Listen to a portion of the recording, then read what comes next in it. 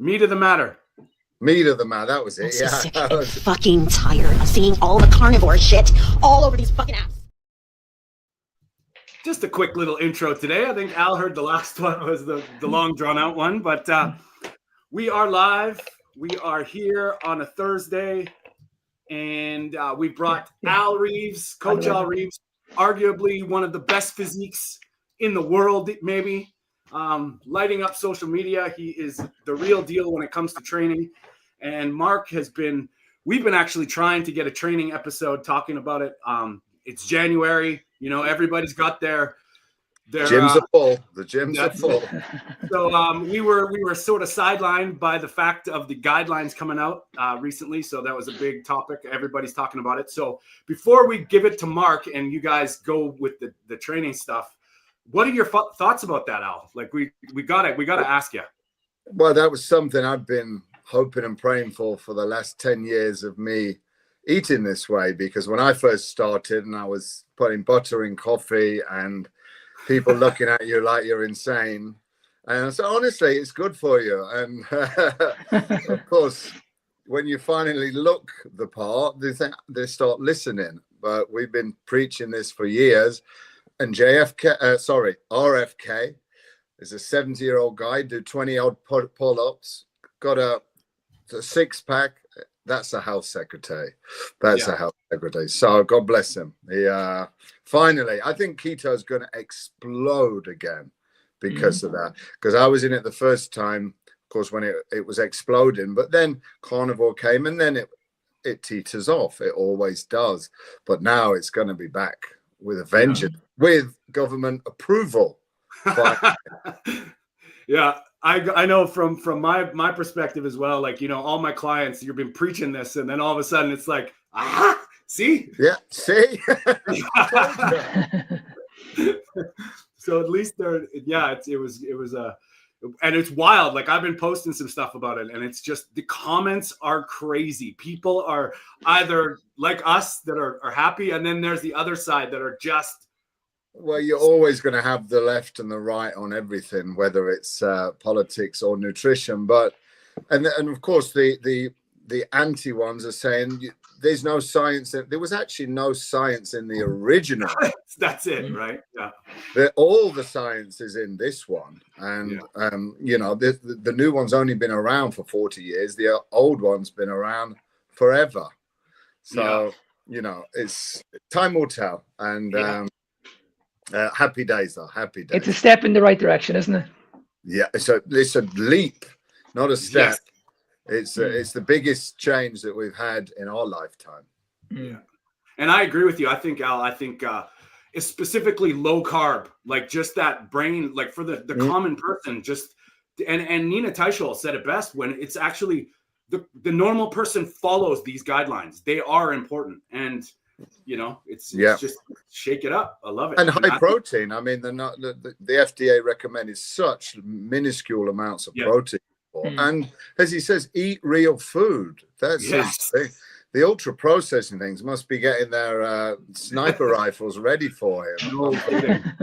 Yeah. But we say that as a joke, but I mean, stranger things have happened, my friend. Exactly. Like I really hope not, though, because it's fantastic news. Yeah, it is. It really is. So, Mark, I'm going to throw it over to you, my friend. I know you've got a lot of questions and you wanted to get into this. We had Al on, and if anybody's interested in hearing his story, we've got it on our channel. Go check out the interview we did with him. This today, Mark, I know you guys you were aching to talk to him about some training stuff, and it's perfect time. Everybody's looking to get in shape for summer already. We'll see how long it lasts for people. Maybe you guys can give some inspiration. Yeah, well, the reason why I want to get Al on, because he's very, very knowledgeable in this area. I have a good bit of expertise in this area as well. So I was like, okay, this is going to be a very, very good podcast. The reason why I want to have this podcast, especially this time of the year, because as we know, we see the gyms packed. Everybody wants to get in the gym. They want to build a muscle. But like 2 months later, like they all look the same.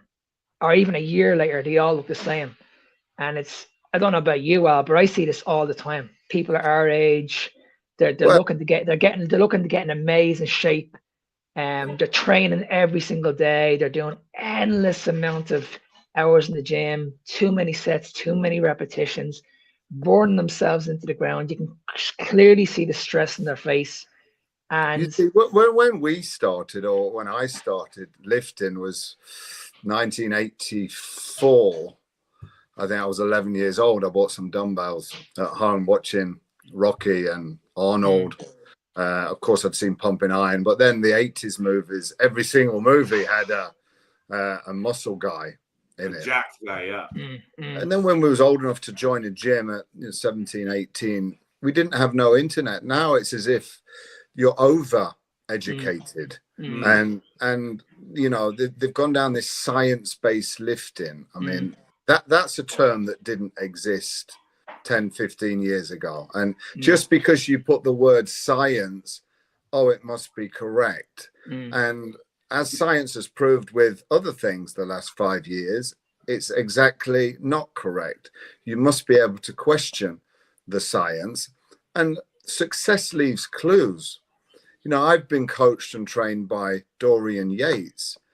He knows a thing or two about lifting weights, and he didn't go to college to learn about joint angles and biomechanics. And he went to the gym, saw what worked, tried it. That didn't work as good. Then he spoke to other bodybuilders, aka Mike Mensa. Try this. He tried it, and he added more muscle, and he adapted it, and then won, as we know, 6 Mr. Olympias. So success leaves clues, as I said. So just be careful who you listen to, because a lot of these science-based lifters, they don't look any good. They've never won anything, and then they blame things like their suntan wasn't good enough, so they didn't place. I mean, it's ridiculous. So I don't know about you, Al, but I'm seeing an awful lot of people in the industry that are very, very enhanced. They're taking every single drug that you can possibly think of, but they don't look the part at all. They look horrendous. They look really, really bad. So it's like, okay, well, you're taking all these drugs, but you still need to put the work in the gym. And I don't see people improving. I see people getting worse. Of course, you get haters. Haters they're never doing better than you. They've never got a better physique than you. Of course they haven't. Otherwise, they wouldn't be commenting. The ones that have got decent physiques are fantastic comments. You know, really, thanks for inspiring us sort of comments. But these people that, if we're talking about bodybuilding or training, or for health purposes, because bodybuilders, unfortunately, have gone down that road of too many drugs. And if they take enough drugs, the training almost becomes a little bit more irrelevant. Anything works. And, you know, because they rely on the drugs. And now I've had lads come to me at the gym that you're training. The first thing they ask is, what should I take? Not what should I do or what should I eat? It's what should I take? And now we've got the explosion of peptides, which is the new sort of steroids. Because it's not called a steroid, they think it's safe and fine because it's a peptide. Yeah. You know. Okay. But let's talk about the biggest misconception that we all see in the gym, and that's loads. Everybody thinks that you need to just go into the gym, lift as much weight as you possibly can, and you'll build muscle. But in my opinion, this has never been proven. I get where people are coming from when they say you need to lift heavy, but we need to understand that everybody is not the same. What Al can lift, I probably can't lift, and what Tony can lift, I can't lift either. So I'm not saying you should never ever lift heavy, but the thing I see is all the time, like these skinny people, they're walking into the gym and they'll see somebody that's lifting a lot of weights, or they'll look on social media and they'll see all these amazing bodybuilders and they're lifting all these weights and they're thinking that this is what I need to do. I just need to do tons of volume. I need to do tons of sets. This is how I'm going to grow muscle.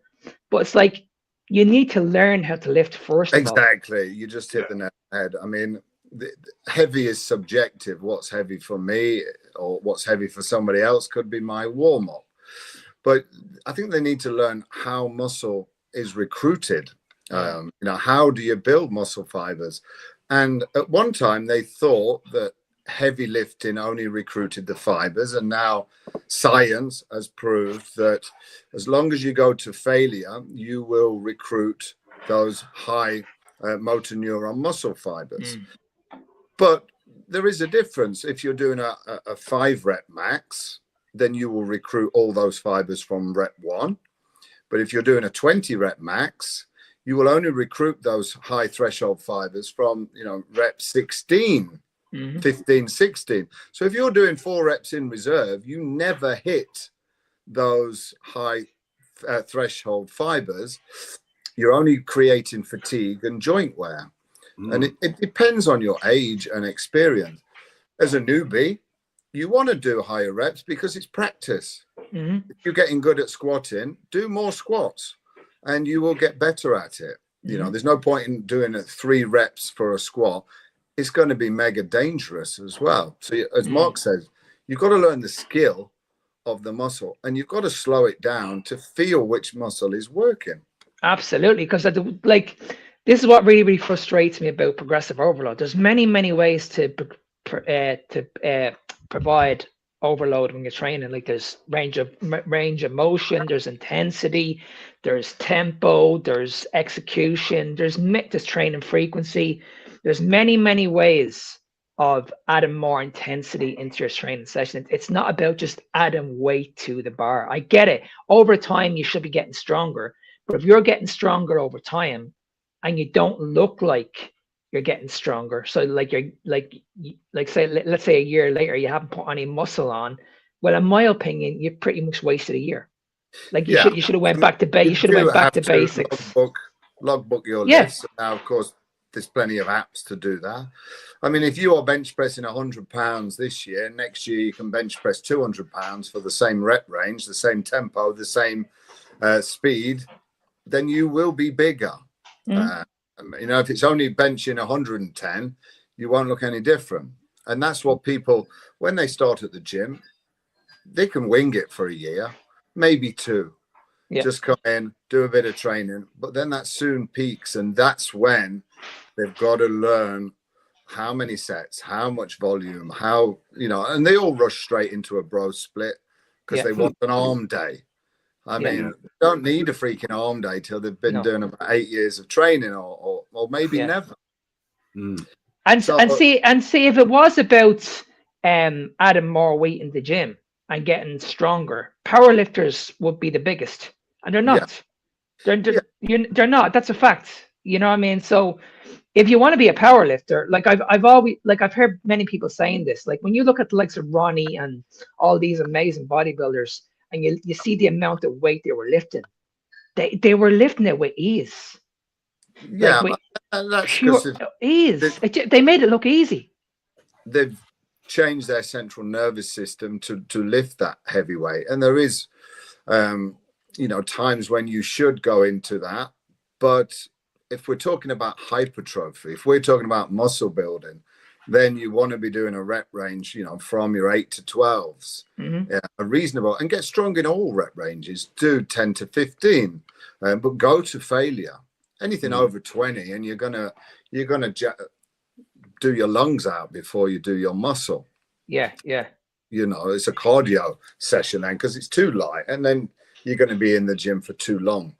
So it all depends. But what I always say to clients when they start the gym, and I say it to everyone, men they're weaker than what they think, and women are stronger than what they think. Women don't use enough weight, men use too much. As simple as that.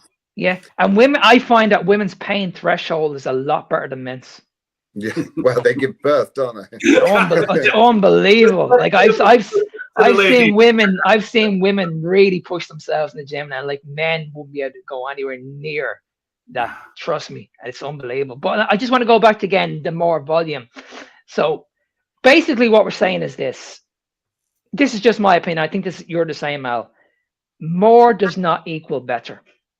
So if you're going into the gym and you're doing, say, 6 sets of 12, you have to understand, okay, before you get to that main set, those 5 warm-ups that you've done, how hard have you pushed your body? So if you push their body to the point where you're after overstimulating yourself, you're not going to be able to put as much effort into that main set. Because when you get to that main set, you're going to be tired. You might get a good pump, and I think we need to move away from that. It's not about chasing the pump. It's about what can you actually do in the shortest amount of time that you have in the gym. Because I get this from all the time. People say to me, "You're only going into the gym and doing six." Every time I put this on my social media, I only do 6 exercises. But I'm like, if you trained with me during those 6 exercises, you would know you don't need to do any more. Yeah. So that's where we're going at the moment. We see something on a piece of paper and we're like, that's not enough. You see, sets and reps, it actually means nothing. If we've written it down as effective reps, and they're the ones that we want, the reps that are going to change you. And as you said, you've just done your 2-3 warm-ups. Yeah. You know, maybe more when you're cold in your first exercise in the gym. But then your working set, that's when you're going to accumulate your 5 to 8 effective reps. Job done. Move on. Hit the muscle from a slightly different angle, and then you can move on. When I trained with Dorian, I mean, you want to go home after one leg extension. That's it. You think, am I done? Yeah. You couldn't do another. If you paid you just couldn't, especially on the leg press or the squat. I mean, you just no chance. And then the volume study came out with what was his name? You know, Israel Taylor, and it was the Dr. Schoenfeld. Yeah. It was a study that cannot be done. It was 10 sets of squats to failure with 1 minute, or it was even 30 seconds rest in between. It cannot be done. No. Yeah. Not if you're going. The reps are the rep squats to failure. No, and the reps are going to be different on each set. Yeah, so when I leg pressed to failure, it was 400 kilos, and I did 17 reps because Dorian kept saying one more, and you could see my hand twitching. I just wanted to get out of the seat. It was going automatic, and in the end, I went like that. He still said he was no. He thought I had one more. It was about 50 degrees in that gym that summer as well. But after that, I sat down or laid on the floor for at least 5 minutes, then sat on a chair for 5 minutes. Then we had to go and do the hack squat. There's no way you could have done 10 sets of 10 to failure. Well, that's a big taxation on your nervous system, which I think a lot of people they don't have any consideration for the nervous system. Like you're shocking your body. That would be like. And they said they did that study for 6 weeks, and they did that 5 times a week, like training and everything. It's impossible. So who are their students? That they're not studying strong bodybuilders. It's some student that's never lifted before, and you look at the bar speed. You've got to look at bar speed. It's got to slow down. If you're not at failure, you just, it hurts, so they stop. That's when we start. Yeah. And see if you're doing a big lift, like a compound lift at the very, very start of your workout, unless you're an experienced trainer, if you're lifting extremely heavy at the very, very beginning of your workout, that's going to have a massive impact on your CNS system, and it's going to impact the rest of your workout. Yeah, big time. It's like you should be getting stronger during the workout. You should not be losing any strength. If you are, that tells me you did way too much at the very, very beginning. You pushed your body way too hard. You should be able to maintain that all the way during your session. Most of my clients, I tell them they've got to drop their weight 20-30% and slow it down, and you'll see the difference in contraction. Don't think you're not going to grow. It's not. They're doing half reps. They're not getting scapular retraction. They're not getting a full stretch. You've seen them. The bench press comes down with a dumbbell to here when you can be here just because they want to lift the 40-kilo dumbbell or something. And then you see people resting. I have to tell you this because there was a guy in a gym downstairs here in this building. I started counting, because the minutes went by, because there's only one shoulder press. He did 1 set, and then after 5 minutes, I thought, I'm just gonna count this. 21 minutes. Oh my God. Scrolling on the phone. Scrolling. Wow. With one more set and then moved on to something else. I mean, Yeah. you know, so that's the other extreme of the spectrum of it. No intensity, just did nothing. No Like intent. yeah. And I love the way you know this guy like Jordan, what's his name? Jordan Peter, trained by JT. I love Jordan Peters. Like I love the way he talks about this. It's like what you do before you actually get into the gym. Like you're getting angry, activate that mindset. When I go into the gym, I'm going to attack. Yeah. I know I have my logbook in front of me. I'm looking at what I did last week. I'm making sure everything is ticked. If you want to talk to me when I'm finished the workout. If I've only got 45 minutes to train, you can be damn sure I'm going into training. Yeah. I think Jordan is the new Dorian. He's the only guy I've seen. 100%. The guy's unbelievable. I've met him twice. The guy is incredible. His knowledge in the industry is insane. Absolutely insane. And his back. You want to see his back, Tony? My God. Oh my God. He has the biggest back I've ever seen in my life. It's like a silverback. And you know, he says, do not copy my rep ranges. He says, I'm insane. Sometimes I just want to destroy myself. And but then he also says, get strong at all rep ranges. He was one of the first to do the back offset, which I've incorporated that to a lot into my clients because, as Dorian says, you're one set to failure, but no one trains like Dorian. They're not Dorian. So they think they've done one set to failure and it's enough. And it most likely isn't because it wasn't really at failure. So by doing that back offset at higher reps for lower weight, that's their true actual failure set. Or at least you're covering both bases, you know. So, you know, he sort of coined that term, or he was the first one that I heard saying it. So, no, I really like Jordan. And he's still a young guy, I think, isn't he? Yeah. Oh, he is. And then, like when we look at the volume, this is nothing new. Like I was a massive fan as well of John Meadows, and John Meadows used to always say there should be one set, but there should be one set that you're going to make it really, really hard and challenging for yourself. And it can be a drop set, it can be a rest pause, it can be a straightforward set. Whatever you want to do, it should be one set where you challenge the muscle. Now, for me, when I'm doing my big, massive lifts, I just like to do just one set to failure. If I'm doing like an isolation movement, then I'll throw in extra intensity. Maybe I'll do a rest pause. Maybe I'll do a drop set. It just depends on how I feel, because I like to shock the muscle every now and again. But straight sets for me, if you're getting like you said, Al, if you get to that point where, see, the way I see it is this: when you get to that point where you're feeling the muscle and it's really, really burning, that's just the body telling you stop.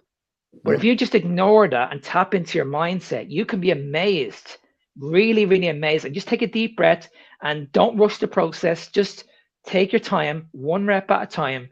You'll be amazed. You can probably get another 4 to 6 reps. I've seen this happen with people. I read a story of an IFBB pro, a lady that said she could do 12 reps on the leg press at this particular weight. That's her failure. And her trainer, I forget which one wrote the thing, could have been John Meadows. With rest pause, she did 72 reps. And she thought she was at failure at 12. Yeah.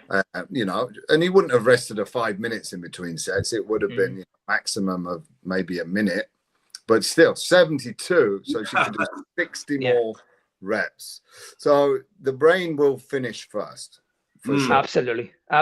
And can I touch on a little bit on training frequency as well? Because this is where we're seeing at the moment, everybody's doing a push-pull leg split and they're training twice a week. Now, if you want to do it again, it needs to come back to experience here. And we need to look at volume. If you're training 2 muscle parts, let's say you're doing a push session, and let's say your push A is going to be like chest focused and push B is going to be like shoulder focused. If you're losing strength over a period of time, that tells me straight away you're doing way too much volume. Yeah. Way too much volume. Because you shouldn't be losing any strength. I've trained reps in reserve or tried it for a few, and I just got weaker. Yeah. If you're getting weaker, you're not getting bigger. No. It makes you're no doing sense. something wrong. Yeah. Mike Mensa said that years ago. If you want to add muscle, you must get stronger over time, but it's not every single session. Of course, he was there a bit. You've got to add a rep every single session, and that's not always the case, because if you can rep 100 kilos for 8, you might only get 8 the next week, but you got 8 that little bit easier. It was that little bit easier, and you keep going, and eventually you'll get 9. But you're going to hit a peak, aren't you? Otherwise, we'd end up the best bench presser in the world. You'd be bench pressing 500 kilos if it kept going up. But as Dante Trudel says, then you do 20 degrees, 30 degrees, 40 degrees. Did you use all the rep ranges on all the angles? No. I really like Dante Trudel as well. He's another one that to be respected and listened to. So, because his style, sorry for interrupting, his style is very similar to Scott Stevenson as well. Dr. Scott Stevenson, he's kind of the same. So yeah, they're very, very similar, because they were like always short and intense. I think Dante used to be in the gym for like 25 minutes. He was only doing like literally he was out. He was only doing like 3 or 4 exercises, but he was doing like rest pause training, and that's a really advanced training setup. But it's like, the thing is, like, if you're getting to if you're training like really, really hard, which I don't doubt everybody does, you need to learn when to back off. If your body's telling you, like, listen, okay, I'm losing motivation here, I'm losing strength, I'm not getting the results anymore, I'm not enjoying it anymore, then you need to do like a deload, or you need to take a couple of weeks off. Because I only had this with a client of mine over the Christmas. He was telling me, like, I've been training all year, I'm really, really tired. And I said, listen, for the next 3 weeks, I don't want you going near the gym. Don't go near the gym. Just eat a surplus, enjoy your time with your family, and just enjoy your time off. He came back and he was a lot stronger. Even stronger. A lot stronger. Exactly. You see, the problem is with January is everybody wants to do everything all at once, and they'll start the gym, they'll do 5 sessions of weights, then they want to play paddle, then they want to join CrossFit, they want to go out cycling, they'll go for a little run.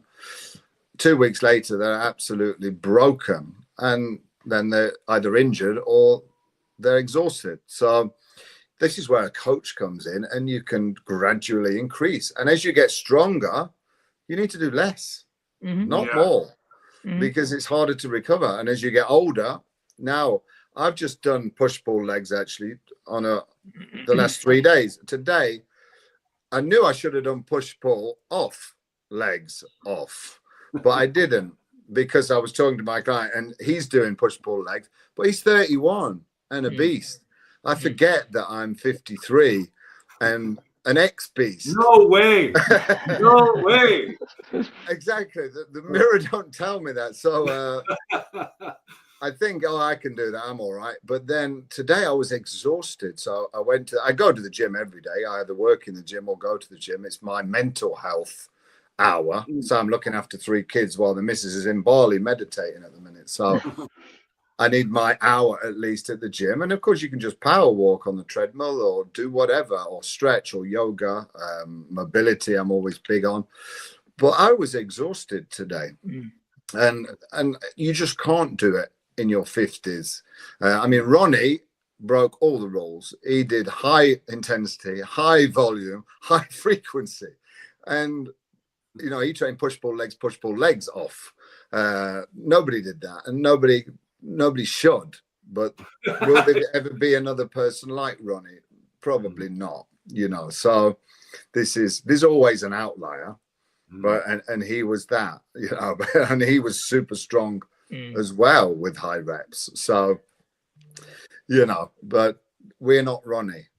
So can I ask a question, Al? Do you think training should change as you get older?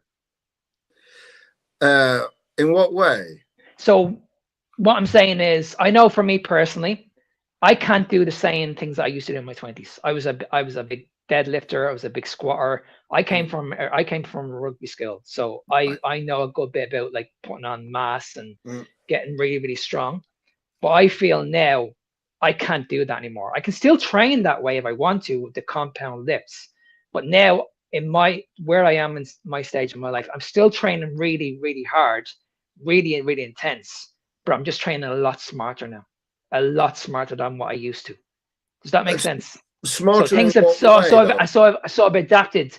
So what I'm saying is I haven't like done all the explosive work anymore. So I used to like lift weights off the ground like really, really powerful, really, really fast. Whereas now I've slowed things down.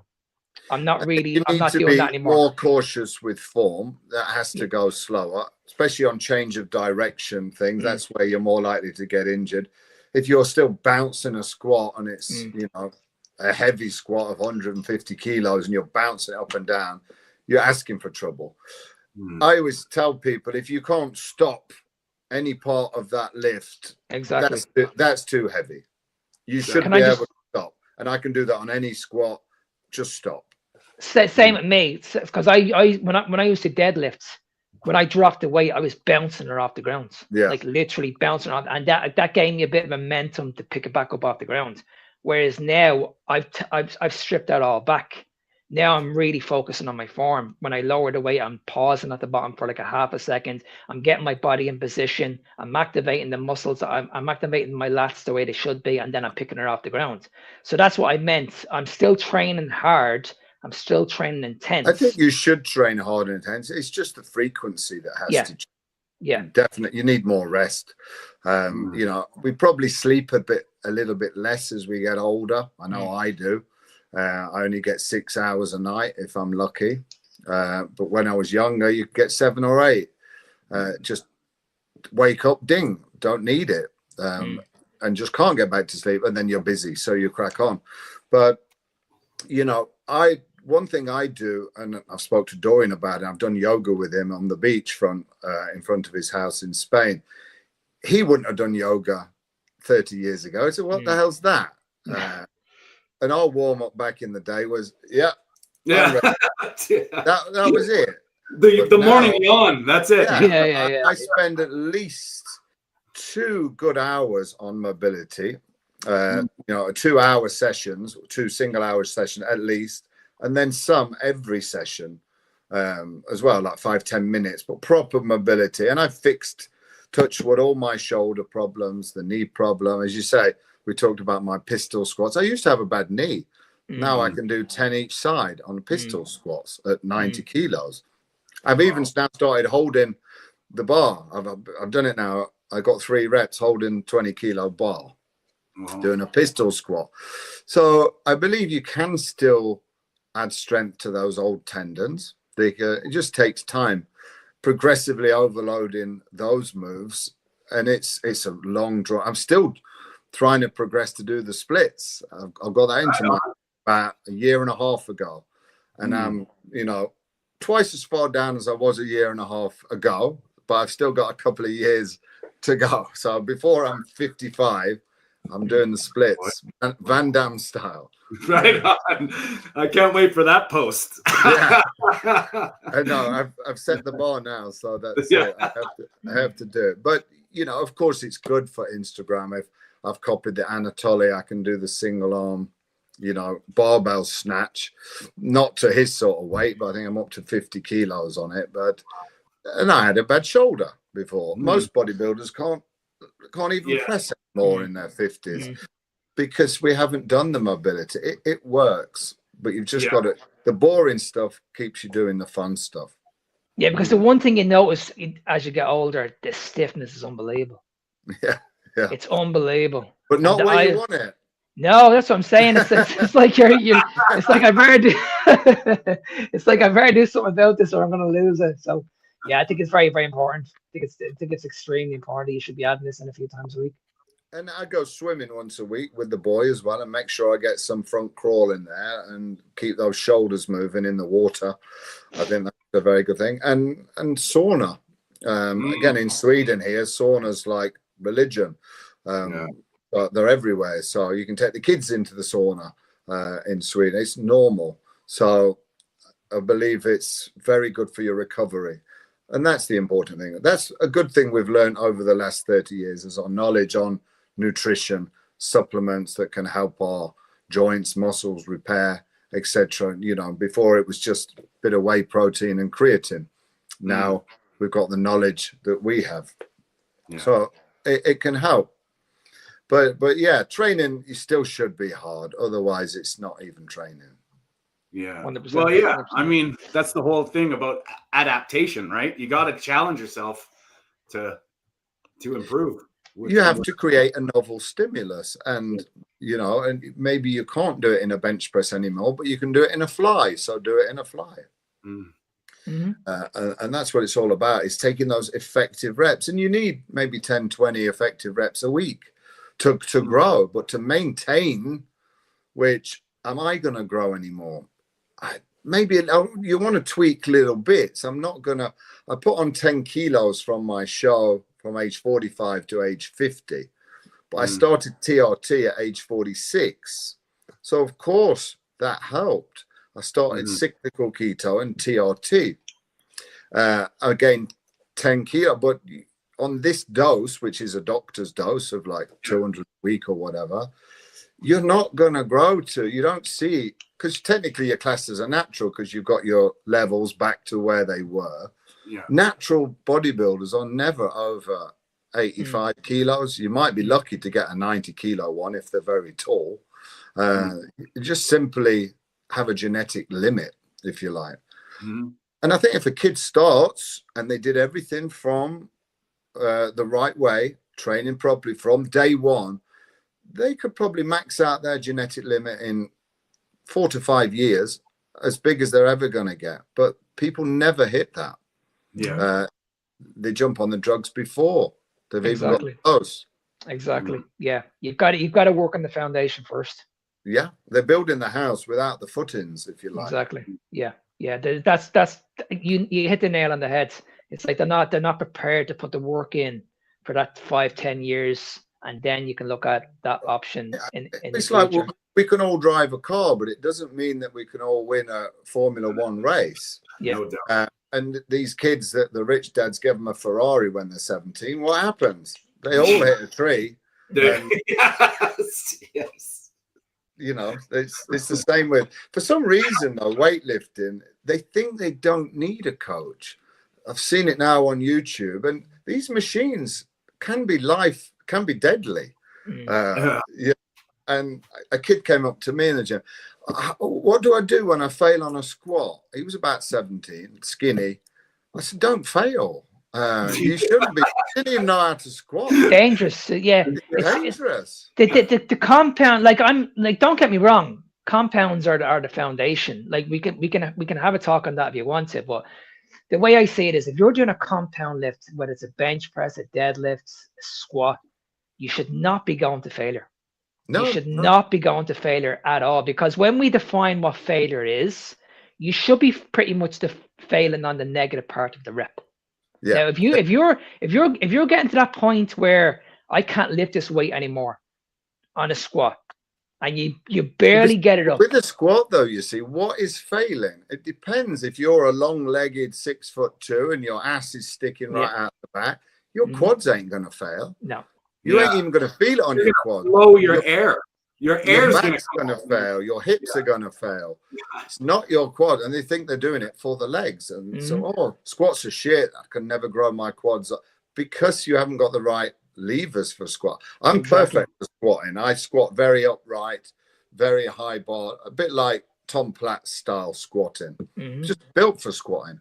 Yeah. Other people are not. So they should do something else. And that's where a coach would assess them. And that's where some great machines now. I mean, there's some wonderful machines, pendulum squats, hack squats, different leg presses, the hoist ones. Yeah. You can fail on those very safe. The hoist, let it go. It's never coming down on you. Yeah. So yeah, they're not making the most of what they could.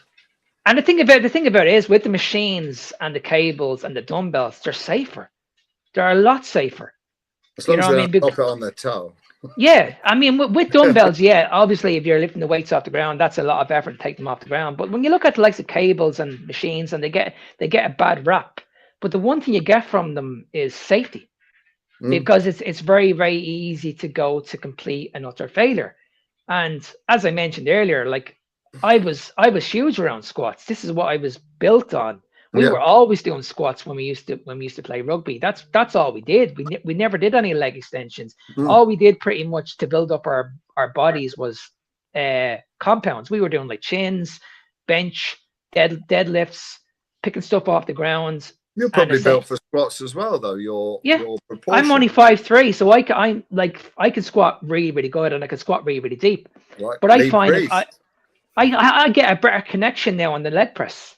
Much better connection on the leg press, and even the hack squat. The hack squat is amazing, absolutely amazing. So, like, the thing is, like, we just need to understand this, that just because what you see on social media does not mean it's going to be a perfect fit for you. You need to find what suits your body type, and stick with it, and stick with it over a consistent period of time, and just get stronger and get better at it. And then once you get better at it, and you've hit all your limits on it, then you can move on to something else. I think give that a go first. What we need to tell them is it should be standardized form, as in every rep's the same, because if you're going, choose your tempo that you can feel the muscle. You don't need to be super slow, and you shouldn't be super quick, but they add weight and go quicker. Yeah, then it's not the same. It's exactly comparing apples to oranges. It's always got to be the same. Too rushed. Yeah. Whether we should have an app that beeps for them for their tempo in their ear or something. Just follow the beeps on that and keep going to failure. Talking of apps, I've got my own fitness app coming out very soon. Very soon. It's been under development the last about 8 months. So it should be just ready for beta sort of testing first. So I'll send you a link when it comes out. Are you going to do it this way? Like teach people how to lift the weights with the beeping noise, or what? It's going to be the world's best. Amazing. Nice. It's going to change. What's it called? It's going to be called Body Mentor. Amazing. Yeah. The pocket coach. Nice. Exactly. Of course, now with technology, it can be literally a live coach in your pocket sort of thing. Yeah. That's the idea that does everything. Amazing. Wow. Amazing. I'm excited about that. Good stuff. I'll be looking forward to that. Yeah, me too. It's been a labor of love the last few months. So we're nearly there. There's a lot of work goes into these things. Well, it's a big team on it with these I've got in America that's building it. So awesome. Wild. In Canada, we build travel apps. That sounds like practical. I'm sure you're they spent the same amount of money on it. But in England, they just do digital ID apps. I think that's coming. Yeah, I'm sure all of our countries are, finely tuned in the digital department, right? And so people get Al's app. It'll help you train. That's useful. It sounds like something that's good. Exactly. That's the plan. And it will do nutrition as well, of course. Awesome. Yeah. Well, this is the direction we should be going in, isn't it? It's all about just education. Yeah. Isn't it? We all have to start somewhere.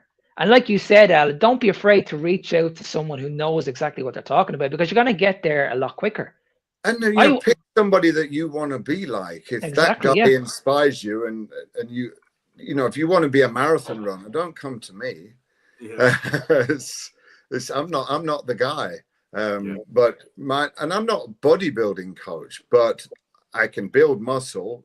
But I'd never ever recommend drugs. You see, so you're never going to be a pro bodybuilder. I would recommend TRT if you require it, and generally the guys are over 40, so a lot of them do require it. But I'm all about doing this till I'm 100, and it's like the English Michael Hearn to reverse aging sort of thing. Of course, he's natural, so. I mean, I don't know why. I think he's so far gone in it now. He can't say, "Oh, actually, I've been on just replacement the last few years." But at least I'm honest. I started at 46 because I needed it. So, but the thing about Michael Hearn is he knows what he's talking about. Even though, even he whatever he's taken, I couldn't give a shit. Yeah, the guy, I want some. The guy knows what he's talking about. He's done it for years. Strong as shit. Yeah. He can 3 plates aside behind the neck, slow. And he trains slow and smooth. Yeah. He trains slow and smooth. So he's never been injured. Yeah. And that's what I love about people. If you're going to be enhanced and you're walking this road and you're educating people how to train and train the right way, I don't give a shit. Yeah. That, like, because I'm still learning from you. At the end of the day, it's your personal choice. So there's many people. I mean, you look, we go back to John Meadows. John Meadows was enhanced as well. But his knowledge in the game is unbelievable. You look at Jordan Peters, same thing. You look at Cuba as well. His knowledge in the game is unbelievable. I've met Cuba as well. Incredible man. His knowledge in building muscle is insane. Because they live for it. They live. This is what they do for a living. And this is what they want to do. They want to be the biggest. They want to, and I have no problem with that whatsoever, as long as they're giving out good, valuable information at the same time. You have to walk the walk. And clever guys like that will be advising you not to take drugs. Well, yeah, I think there's the people that think it's an easy way out. Yeah. That's the wrong way to look at it. If it's, I mean, and I'm even the people that aren't in the gym for men these days with all the estrogenic stuff going around and chemicals and plastics, and it might be worth a look into it, because there's a lot of not men out there that are pushing 40 and looking like Bill Gates. Yeah. Exactly. You must get strong as you get older, because life's shit when you've got no muscle when you're in your 60s and 70s. You only got to fall down, break your hip, and within 3 years 50% of those people are dead. Yeah. And that's something that to touch on too, is because most accidents like that when you're older are like slipping off a curb, reaching down to grab a pen, banging your head and slipping. It's the ridiculous accidents that you never recover from. Well, we all live in countries that gets icy. Yeah. You go out and it's life-changing just because you're going out to go shopping. I still go out on my bike here, and I was out yesterday. I nearly fell off twice, so I walked today. But I like to live on the edge. But I still getting 20,000 steps a day, even in this -10 and snow. I still get out and do it, because that's what the body needs, is moving. The more we sit like this, the more broken we're going to become. Every few hours you should be up doing something. I mean, Ben Greenfield's a big proponent of that. He's always walking on his podcasts. He's never sitting down, and he's always shredded as well. So this is the way to be. I've seen a couple of his talks, and he just gets everybody up, jumping and shaking and just like shaking their bodies. Like, he's like, you got to move. It's true. Yeah. Again, it's get the crowd awake. I mean, there's nothing worse than speaking if the crowd are yawning and falling asleep. It's a wellness event. Beautiful. I've got a call in a second, guys. A new potential client over in America. Well, Al, we appreciate your time, man, and thanks for coming on and talking. And I know Mark and you vibing on. We're definitely on the same page, Mark, with the training, 100%. You should come to my retreat and come and train with Dorian. It's worth it just to get that experience on video.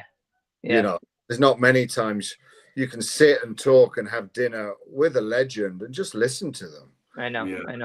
Because they have a different mentality, a different mindset. Again, when you talk to these it could be a different field. You watch Elon Musk, the way they think, the way they talk, it's just different. And if you listen to Kobe Bryant in the past, or Michael Jordan, why was they so good? Because they got up at 3:30 a.m. Exactly, put the work in. Practiced. And he missed like 50,000 shots or something, Michael. But he also scored 50,000. Yeah. So, you're not genetically born to be fantastic. You only get fantastic through hard work. Well said, Al. Well, Al, tell, if you don't mind, mention your retreat and tell people where they can find you. Yeah, it's umhr.co.uk, the ultimate men's health retreat. We're hoping to be back end of May, June, and then most likely end of September. So hoping for 2 events this year. It's only about 10 spaces each event, so it should sell out very quickly. But again, you come train with me, spend some time, eat ketogenic carnivore food, learn all about that. We have Keto Pro there, learn about hormones with Balance My Hormones come. Maybe Dr. Asim Malhotra will come this time. And of course, Dorian Yates. So, you know, it's a full packed, fantastic event. And people have said life-changing. It's really overwhelming for me to hear comments like that, because this was just a dream a couple of years ago. And now it's all coming together. Finally, in my 50s, we've made it. Well, Awesome, you're making a big change, Al. Keep up the good work, man. Thanks, mate. Thanks, we'll mate. post all of your links in the description. And Al, thank you so much for joining us today, man. We appreciate it. And come back anytime. My pleasure. Thanks, Tony. Thanks, Mark. See you there, buddy. All right. Thanks, mate. Bye-bye. All right, guys. We will see you on Sunday. Perfect. Thanks, mate. I don't Bye. Just press the X. There you go. All right, He's Mark. gone. That was cool. Thanks to Al for coming on and getting into the training stuff. We'll touch on it a little bit.